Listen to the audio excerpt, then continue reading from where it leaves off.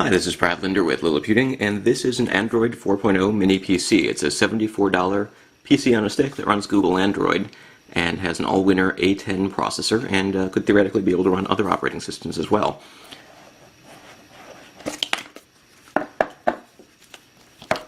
Inside the box you've got a little bit of a user manual with very small text.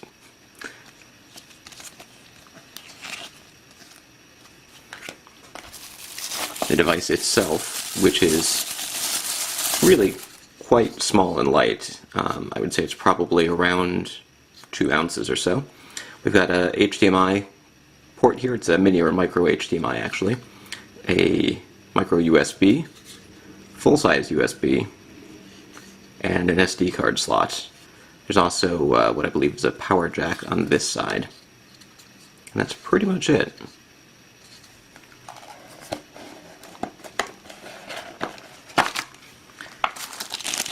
Also in the case, we've got an HDMI adapter, which I was a little bit worried might not actually come with the device, but it does seem to, which is nice.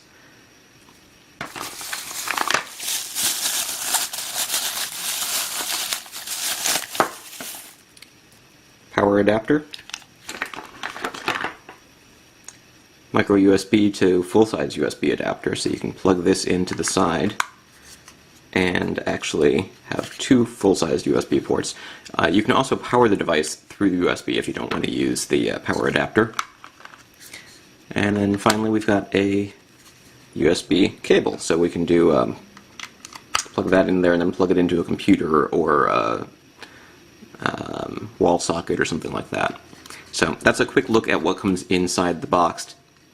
Next we'll have more information on how it works. Hi, this is Brad Linder, and here we've got the Android 4.0 mini PC plugged in. You can see that I've got an HDMI cable plugged into one end, and the other end goes to my PC. And I was going to show you the boot up process, but it started before I could even stop to think about what was happening. Seeing it was powered on through the power jack, and the HDMI was plugged in, it started to boot Android. There's also a USB cable plugged in here, and that goes to an adapter that I normally use for my wireless keyboard and mouse for my computer, but in this case it is plugged right in here. There doesn't appear to be any sort of audio out, so since I'm plugging this in to a PC monitor, and that monitor doesn't have built-in speakers, we're probably not going to hear any audio from the HDMI output, but if you plug it into a TV it should work. And while this thing is labeled as a mini PC, it can also be used in some ways as a sort of Google Android TV box. Automatically recognize the keyboard and mouse, or at least the mouse. Let's see what happens when we try to load something where I can use the keyboard. Yep, keyboard is working, no problem. We don't actually have a wireless connection at the moment, so let's see if we can do something about that.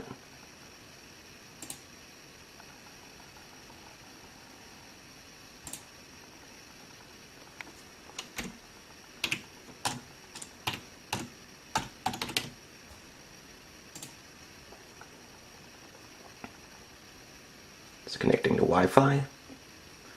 And while it does that, let's go ahead and see what we can find out. So it's running Android 4.0.3 using an Ubuntu kernel. Looks like we are online.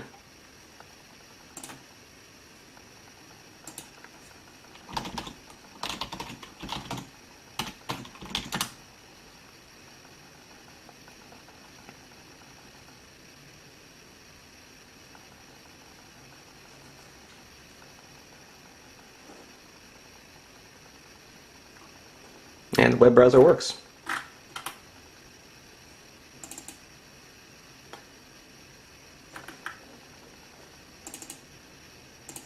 We've got tap to zoom. Now of course there's no multi-touch because there's no touch here.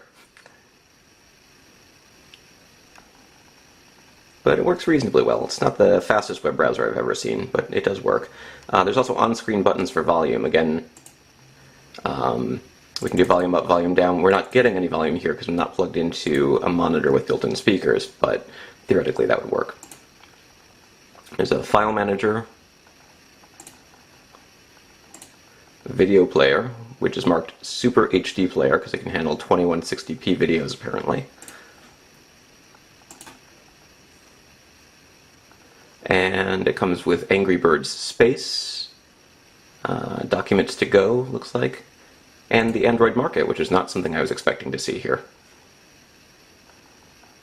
So I'll go ahead and add an account later so I can download some applications.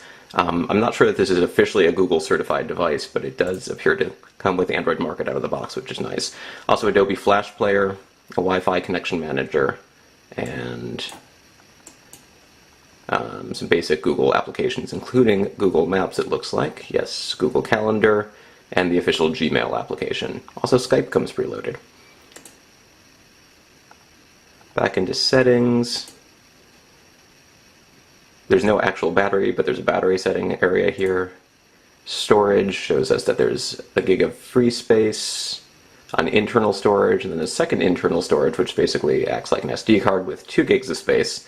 Overall, the device, I think, has 4 gigabytes built in, but you can add a SD card if you want extra space. So, anyways, there's a quick look. Overall, it seems pretty responsive for a basic Android PC. I'll be curious to see if you can install Linux and other operating systems on it as well, and I'll be playing around with it more soon. But for an out-of-the-box experience, it works pretty much exactly the way you would expect it to. You plug it in, it turns on, and you can surf the web, connect to the internet, play games, watch videos, and do other things. And I'll have more videos showing how it does some of those things soon. So far, I'm pretty impressed with this little $74 PC that I picked up from China. It takes a long time to ship if you get the free shipping option. It comes from a number of different companies, and a couple of different brand names, but overall they're all very similar devices with all-winner A10 processors, 512 megs to 1 gigabyte of RAM, 4 gigabytes to 8 gigabytes of storage, and so forth.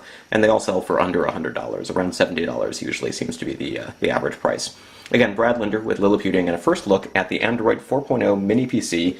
And again, this is the first time I've turned it on, so I just wanted to give you some initial impressions, but we will have some more details about this little cheap computer soon at lilliputian.com.